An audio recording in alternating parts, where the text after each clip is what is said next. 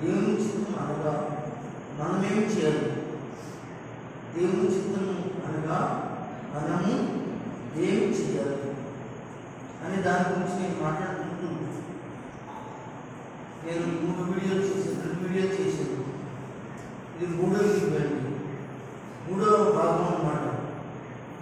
ఈరోజు కూడా కొన్ని సంగతులు మనం నేర్చుకుందాం. ఏంటంటే దేవుని చిత్తం అంటే ఏంటి? ప్రతిదీ కూడా దేవుని చిత్తమేనా? దేవుని చిత్తం మనం ఆలోచించినట్లుగానే జరుగుతుందా? దేవుని చిత్తము అనేది ఆయన బయలుపరుస్తాడు, ఆయన నడిపిస్తాడు. ఆయన రాయించిన బైబిల్లో ఆయన చెప్పిన విషయాలు ఏదైతే ఉన్నాయో వాటిని చేయటమే దేవుని చిత్తం. మనం చాలాసార్లు దేవుని చిత్తం గురించి ఏదో మాట్లాడుకుంటాం. మీకు దేవుని చిత్తం గురించి పూర్తిగా మొదటి వీడియోలో చాలా వివరించి చెప్పాను, మీరు వినండి. అలాగే 2వ వీడియోలో కూడా చాలా వివరించి చెప్పాను. అవి చూసి అయిన తర్వాత ఈ వీడియో కూడా వినండి. దేవుని చిత్తం అయితే మరొక వీడియో కూడా దేవుని చిత్తము అనగా మనం ఏమి చేయాలనేది ఈరోజు మనం మాట్లాడుకుంటాం. తర్వాత దేవుని చిత్తం అయితే మరొక వారంలో కూడా మనం మాట్లాడుకోవడానికి సిద్ధంగా ఉంటాం. ఒకసారి రోమీయులకు రాసిన పత్రిక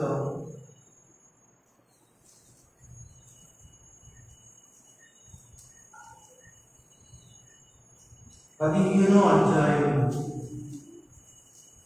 రోమీయులకు రాసిన పత్రిక 15వ అధ్యాయం. గత వారాల్లో రాసుకున్న వాళ్ళు ఏ వాక్యాలైతే రాసుకున్నారో మళ్ళీ అక్కడే కింద రాసుకోవడానికి ప్రయత్నించండి. గత వారంలో ఏం చెప్పారో ఒకసారి జ్ఞాపకం కూడా చేసుకోండి. రోమీయులకు రాసిన పత్రిక 15వ అధ్యాయం తెరిచి ఒకసారి 5, 6 వచనాలు చదువుతాం. ఏకభావము గలవారే కొంచెం గట్టిగా చెప్పండి. ఏకభావము గలవారే ఏకాగ్రముగా మన ప్రభువైన యేసుక్రీస్తు తండ్రి యొక్క దేవుని మహిమపరచు నిమిత్తము ఆగండి. ఇది 5వ వచనం. ఇక్కడి నుంచి 6వ వచనం చదవండి.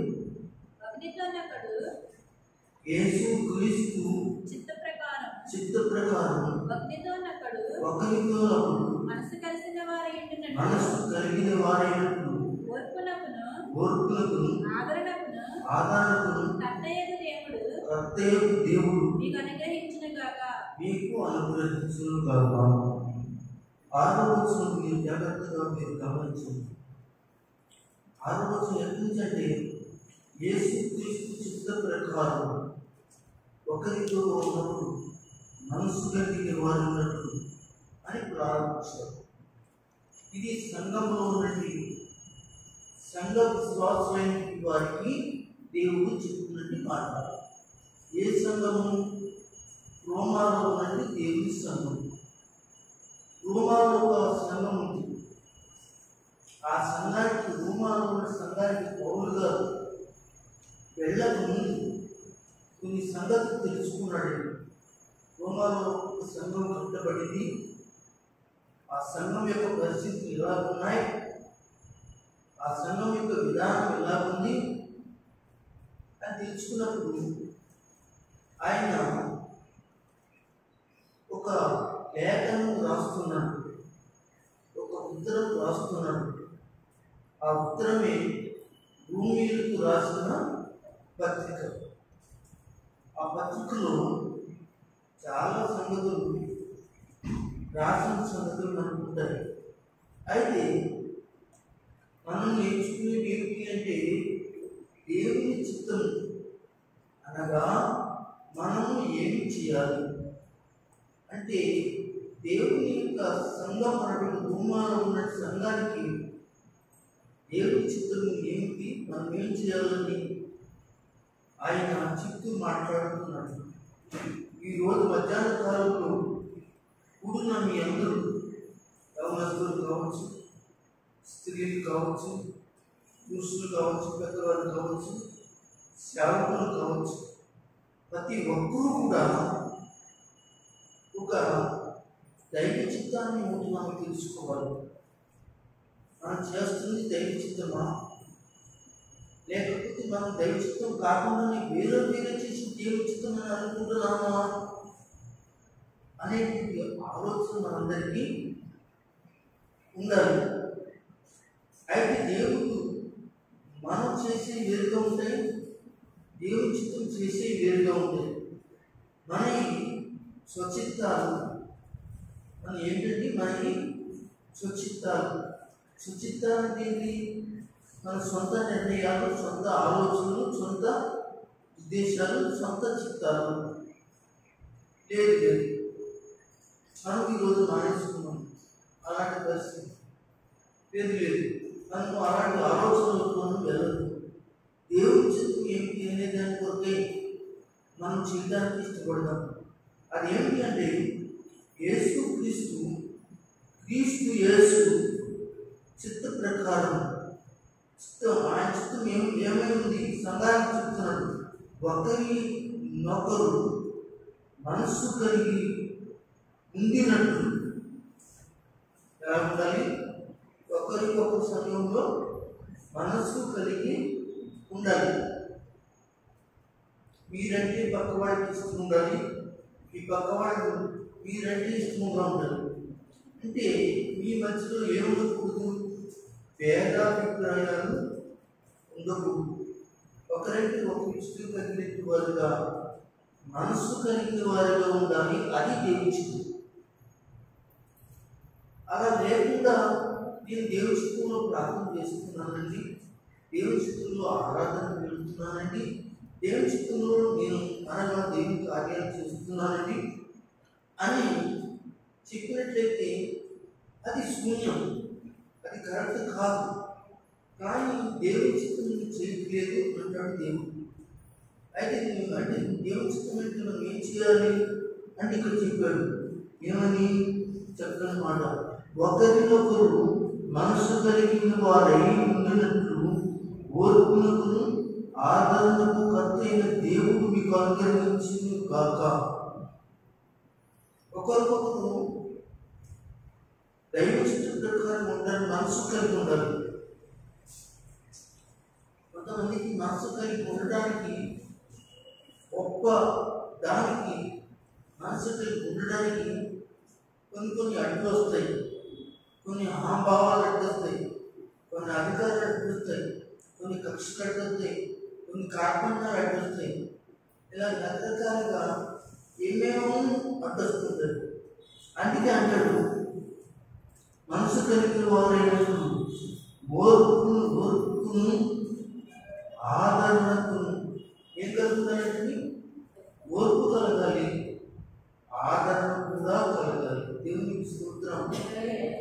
ఈ మధ్యాహ్న కాలంలో ఆదరించే సంఘంగా ఉండాలి, ఆదరించే సహోదరులుగా ఉండాలి, ఆదరించే బిడ్డలుగా మనం ఉండాలి, ఓర్పు కలిగిన వారుగా ఉండాలి. ఓర్పు విషయంలో చాలా బలంగా ఉండాలండి.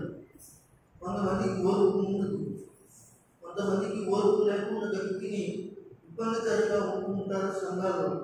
కనుక దయచేసి నేను అంటాను, ఇది దేవుని చిత్తం కాదు. అలా ఉండటం దయచేసి ఓర్పుగా ముందు నీ సహోదరి పట్ల, నీ సహోదరుడి పట్ల.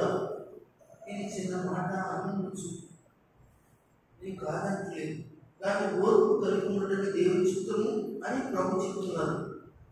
కనుక ప్రియమైన వారులారా, దయచేసి నీకు ఈ మధ్యాహ్న కాలం ముందు దేవుని చిత్తం అనగా ఏదో కాదు, మనమే చేయాలి అంటే ఇక్కడ చెప్పిన మాట మనం జాగ్రత్తగా ఆలోచన చేస్తే దేవుని వాక్యం మాట్లాడుతుంది.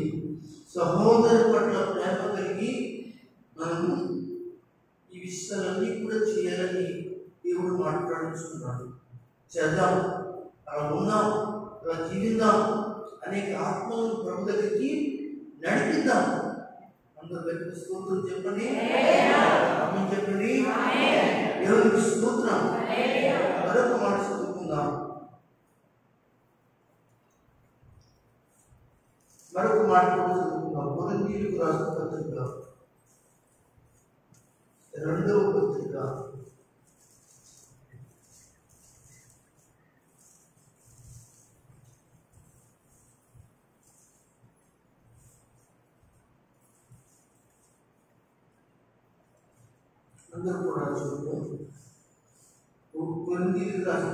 2వ పత్రిక 2వ పత్రిక 7వ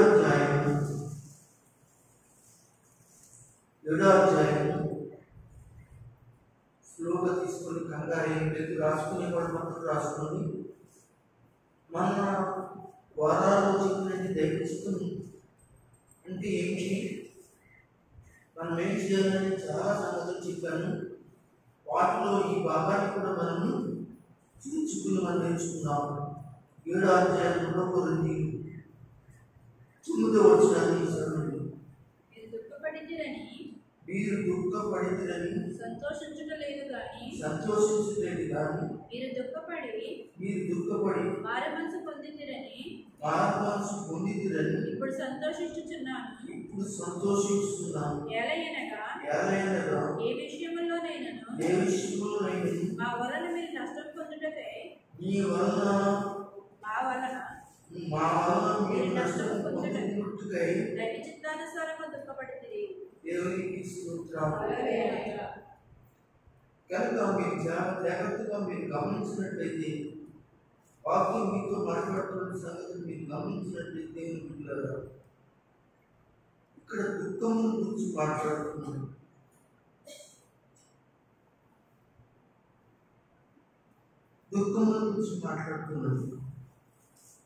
రెండోది ఏంటంటే, దేవుని చిత్తానుసారముగా మనం చేయాలంటే దైవ చిత్తానుసారమైనది లేక పాప విషయంలో పశ్చాత్తాపడి మారుమనసు పొందడం గురించి మాట్లాడుతున్నాం. దేవుని చిత్తం ఏంటంటే, ఎవరైనా మీరు ఏ విషయంలో ఆ వలన మీరు నష్ట పొందినట్లు దైవ చిత్తానుసారంగా దుఃఖపడండి. అందరూ స్తోత్రం చెప్పండి. కుమారగారు అన్నారని దుఃఖపడకండి, లేకపోతే నాగమ్మ గారు అన్నారని దుఃఖపడకండి,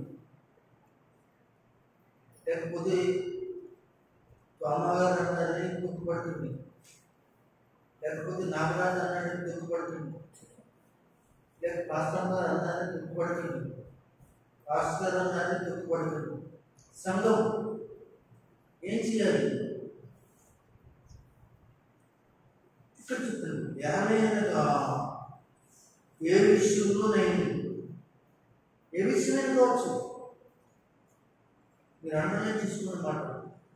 ఎవరైనా ఏ విషయంలోనైనా ఆశ్చర్య విషయంలోనైనా, సహోదర విషయంలోనైనా, సహోదరుల విషయంలోనైనా, లేకపోతే పనిచేసే విషయంలోనైనా, కార్యక్రమాలు చేసే విషయంలోనైనా, ఏ విషయంలోనైనా మీకు ఏదైనా బాధ కలిగిందనుకో, ఆ బాధ దానివల్ల మీకు బాధ కలగకూడదు.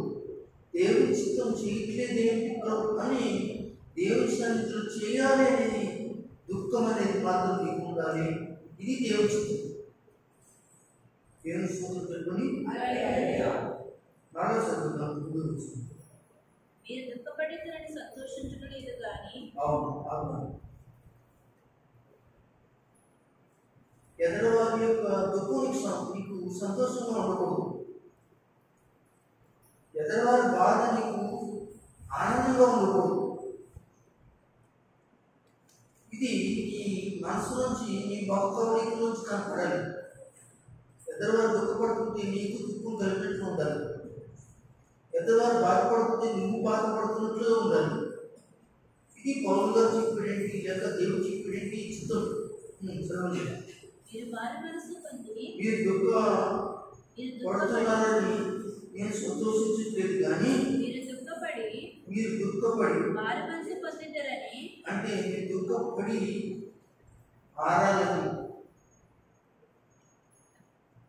దుఃఖం ఎప్పుడు వస్తుంది మనకి? కష్టాల్లో వస్తుంది, బాధల్లో వస్తుంది, సమస్యల్లో వస్తుంది, ఇరుకుల్లో వస్తుంది, ఇబ్బందుల్లో వస్తుంది, నష్టాల్లో వస్తుంది, ఏదైనా అపజయాల్లో వస్తుంది. మనం ఓడిపోయినప్పుడు దుఃఖం వస్తుంది, మనకి ఉన్న పరిస్థితిలో వస్తుంది. అయితే ఇక్కడ అంటాడు కదా ఆయన, చెప్తున్న మాట జాగ్రత్తగా గమనిస్తే, నేను సంతోషించట్లేదు కానీ మీరు దుఃఖపడి మారాలని కోరుకుంటాడు. దుఃఖపడి మారాలని కోరుకుంటాడు. బాధపడకూడదు, ఆత్మ నేర్చుకో.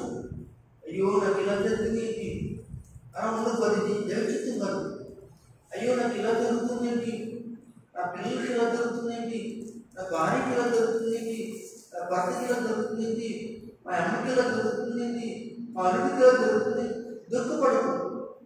దాని వెనకాల నీ మార్పు ఉండాలేమో, మీ వల్ల ఏదైనా చిన్న నష్టం ఉందేమో, మీ వల్ల ఏదో కష్టం ఉందేమో, దేవుడికి ఇష్టం లేదేమో. దాని నుంచి నువ్వు బయటకు రమ్మని బాధపరుచుకొని దుఃఖపడమంటున్నాడు దేవుడు. అప్పుడు ఆయన చిత్త ప్రకారంగా నువ్వు చేసిన దానిగా ఉన్నామని వాక్యం చెప్తూ ఉన్నాడు. ఎలాగనగా ఏ విషయంలోనైనాను ఆ వలన మీరు నష్టము పొందుటకై పౌలు గారు అంటున్నాడు, ఈ మాట జాగ్రత్తగా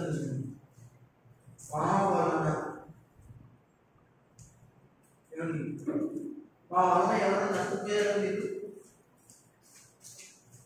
కానీ సేవకుల వల్ల ఎవరైనా నష్టపోయారా చెప్పండి. మీరు మౌనంగా ఉన్నారంటే నా వల్ల మీరు నష్టపోయారన్నమాట. తలకాయ కాదేమో నోట్తో చెప్పండి. లేదు కదా, ఇది కదా నిజంగా పూర్తిగా చెప్పండి. అవును, సేవకుల వల్ల ఎవరు నష్టపోరు, కానీ నష్టపోతున్న వారు లాభాన్ని పొందుతారు. దేవుని స్తోత్రం. ఎలా లాభం పొందుతారు? నేను డబ్బిస్తానా, లేదా బంగారం ఇస్తానా, ఒక ఎకరం పొలం ఇస్తానా, పూసేపు పూస్తానా? లేదు, నా వల్ల మీకు మేలే కలుగుతుంది. అంటే సేవకుడు వల్ల నా అంటే నేను కాదు, పౌలు కాదు, మా వల్ల మీరేమన్నా నష్టపోయారా, కష్టపడ్డారా, నాయన దుఃఖపడుతున్నారా, ఆ వల్ల ఏమి మీకు అటువంటి జరగలేదు అంటున్నాడు. దైవ సేవకుడి ద్వారా ఎప్పుడు కూడా ప్రార్థన చేయబడుతుంది. ఏమండి, నువ్వు రాకపోయినా ప్రార్థన చేస్తున్నావు, నువ్వు వచ్చినా ప్రార్థన చేస్తున్నావు, నువ్వు చెప్పకపోయినా ప్రార్థన చేస్తున్నావు, నువ్వు చెప్పకపోయినా ఎవరో ఒకరి ద్వారా మనకు తెలుస్తుంది కనుక మేము ఏం చేస్తాం? ప్రార్థన చేస్తాం. అది మేలంటారా కీడంటారా మేము చేసింది? మేలేనా? గట్టిగా చెప్పండి, మేలంటారా కీడంటారా? మేలే కదా. అవును, మేము ఎప్పుడు కూడా మేలు చేస్తామే కానీ తీర్చి ఏవైనా కీడు వచ్చినందుకో ఆ కీడు మేము భరిస్తాము, మేము భారంగా చూసుకుంటాము. అది కీడుగా మేము మర్యాదగా ఎంచుకోకుండా, కష్టంగా ఎంచుకోకుండా మీ కొరకు ప్రార్థన చేస్తాం. ఇది మీ మనసులో ఏం చేయాలి? ఉండాలి అంటున్నాడు దేవుడు. అది దైవచిత్తానుసారమైనది, అనగా మీరు చేసేవారుగా ఉన్నారని చెప్తున్నాడు. ఎవరైనా ఏ విషయంలోనైనా నా వలన మీకు నష్టం పొందకున్నట్లు దైవచిత్తానుసారంగా దుఃఖపడండి. మా వలన మీకు ఏదైనా బాధ కలుగుతుందనుకోండి, ఆ గురించి మీరు బాధపడండి.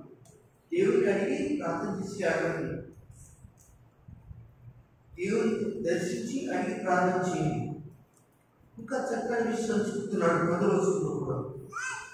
దైవ చిత్తానుసారమైన దుఃఖం, రక్షణార్థమైన మారుమనసు చూసారా? దేవుని ఇష్టానుసారం ఉంటుందండి. దుఃఖించుకుంది, ప్రతి దానికి అడగకూడదు. నువ్వు ఏడ్చకపోతే దేవుని పాదాలకు ఏడు, అది నీ బిడ్డ కొరకు ఏడుస్తావు, అది నీ కొరకు ఏడుస్తావు, సంఘ విశ్వాసుల కొరకు ఏడుస్తావు, నష్టపోయిన దాని కొరకు ఏడుస్తావు. దైవ చిత్తానుసారంగా దేవుడు నీకు న్యాయం చేయాలని ప్రార్థన చేసి దుఃఖపడు. అప్పుడు నీకేం కలుగుతుంది? రక్షణార్థమైన మారు మనసు కలుగు చేస్తుంది. ఆ రక్షణార్థమైన మారు మనసు నీ జీవితంలో అనగా లోక సంబంధమైన దుఃఖాన్ని పుట్టించకుండా దైవానుసారమైన దుఃఖాన్ని పుట్టించి నీకు మేలు చేస్తుంది. అందరూ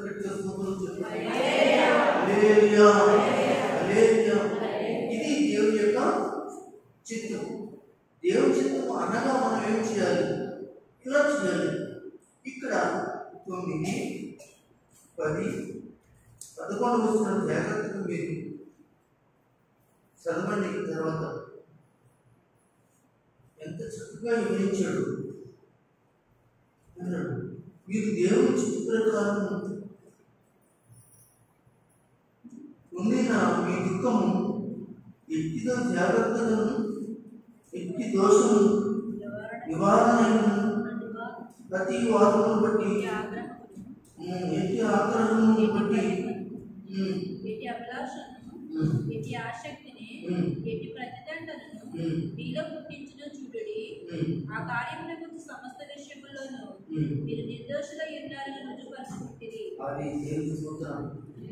అంటే మీ దుఃఖం మారు మనసు కలిగిన దుఃఖమైతే, మార్చబడిన ఏడుపైతే, మార్చబడి యేసులో ఉన్న దుఃఖమైతే మీకు చక్కటి మాట చెప్తుంది. నిర్దోషులై ఉన్నారని రుజుపరచబడుతున్నారని చెప్తున్నాడు. అది దైవ చిత్తానుసారమైనది దుఃఖం. ఇలాంటిది దేవుని యొక్క చిత్రమానగా చేసేవారి యొక్క పట్ల మరి వాక్యం చెప్తున్న మాట అలా చేయండి, ఆ కార్యం పొందండి అని ఆయన మాట్లాడటం జరుగుతుంది. ఇంకొక విషయాన్ని కూడా మనం ఈరోజు చూసుకోవడానికి ఇష్టపడదాం. ఎఫెసీయులకు రాసిన పత్రిక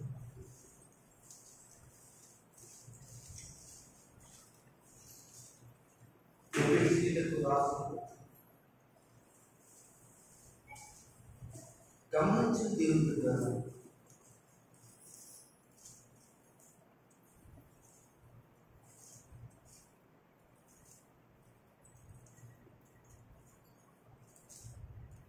ఐదో అధ్యాయం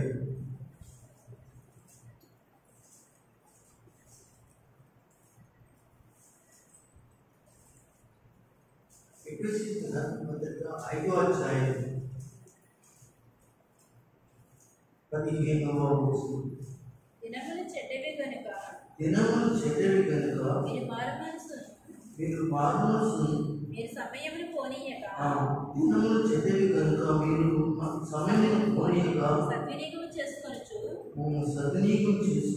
అజ్ఞానుల వలె కాక జ్ఞానుల వలె నడుచుకొనున్నట్లు జాగ్రత్తగా చూచుకొనుడి. ఇది దేవుని చిత్తానుసారం. దేవుని చిత్తానుసారం అనగా మనం ఏం చేయాలి? దినాలు చెడ్డదని మనం మనగా గమనించాలి. ఎక్కడ చూసినా రోజులు బాగలేదు. ఎక్కడ చూడండి, ఈ వీధిలో చూడండి, ఈ గ్రామంలో చూడండి, ఈ పట్టణంలో చూడండి, ఈ దేశంలో చూడండి, ఎక్కడ కూడా ఎవ్వరూ కూడా ఏ పరిస్థితులు బాగలేదు. ఎన్నో చెడ్డగా ఉన్నాయి. మనిషికి మనిషి దోసుకోవడం, మనిషికి మనిషి ఇబ్బందికరమైన కష్టాలు తెచ్చుకోవడం, భయంకరమైన పరిస్థితులు తెచ్చుకుంటున్నారు.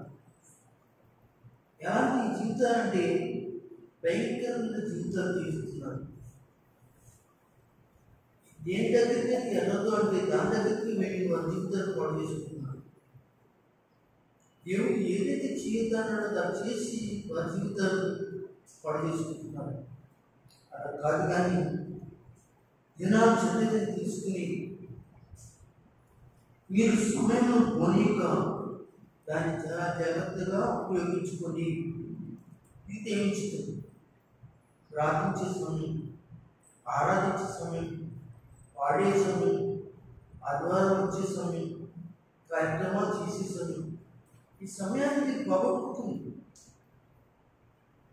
దుర్వినియోగం చేసుకోకండి, సద్వినియోగం చేసుకోండి. సద్వినియోగం చేసుకోండి, దుర్వినియోగం చేసుకోకండి. శనివారం ప్రార్థన, మంగళవారం ప్రార్థన, ఆదివారం ప్రార్థన, ఇలాగ అక్కడక్కడ ప్రార్థన పాడు చేసుకోండి. సద్వినియోగం చేసుకోండి, దుర్వినియోగం చేసుకోండి. సద్వినియోగం చేసుకోండి. ఎందుకు తెలుసా? ఎన్నో చదివి కనుక సమయాన్ని మాత్రం పోగొట్టండి.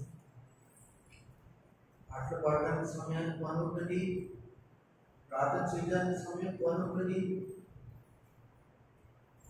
వాక్యం వినడానికి సమయం పోగొట్టండి, ఆరాధన సమయంకి రావడానికి సమయానికి రావడానికి పోగొట్టండి. సమయాన్ని పోగొట్టదు. అది దేవుడు కోరుతుంది. ఏంటంటే దైవశక్తి అనగా ఏమిటంటే మనం ఏం చేయాలి అంటే ఇవన్నీ కూడా ఒక క్రమంగా చేస్తూ ఉంటే దేవుని చిత్తాన్ని మనం చేసిన వారు నామం దేవుని వాళ్ళకు సరిస్తుంది. అజ్ఞానంలో కాదు, జ్ఞానంలోనే నడుచుకుని జాగ్రత్తగా చూసుకోండి. అజ్ఞానం, ఈ లోకంలో ఉన్న వాళ్ళందరూ కూడా అజ్ఞానం. వాళ్ళు ఏమనుకుంటున్నారంటే ఇవాళ చచ్చిపోతే రేపు రెండు అనుకుంటున్నారు.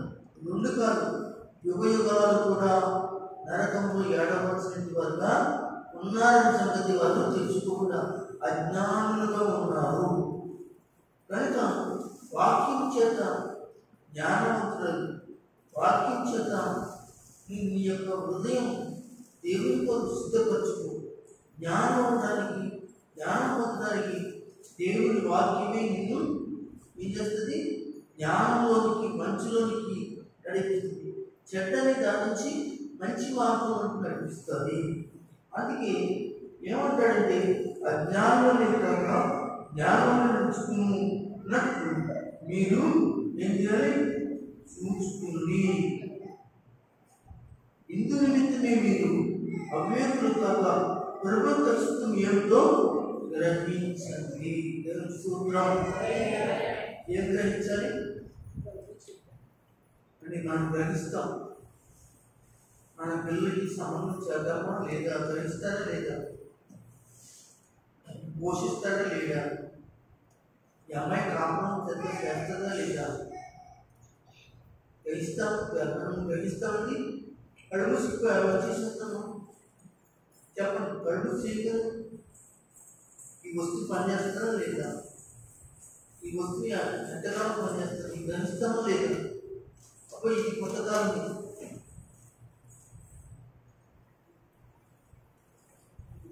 ఏదైనా ఒక వస్తువు కంటే మనం చాలా చిన్నది గ్రహిస్తాం.